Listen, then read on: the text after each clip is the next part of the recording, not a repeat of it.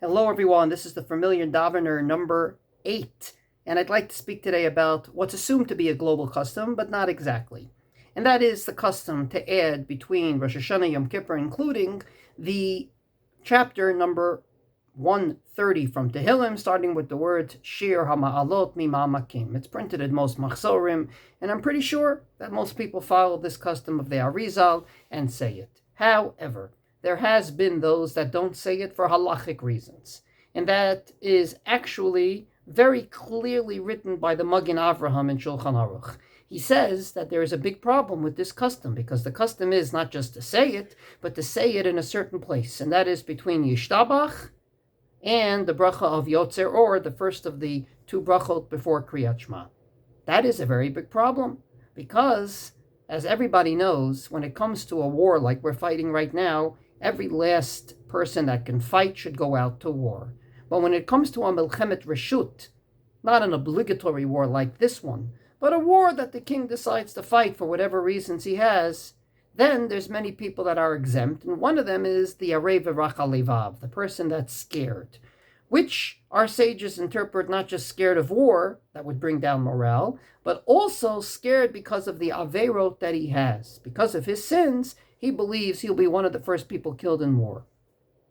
And one of those sins is a person that speaks between Yishtabach to Yotzer Or. Says the Magen Avraham, this is speaking.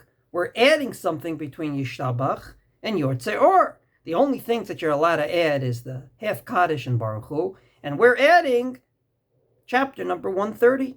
And therefore, he says, this is a very big problem.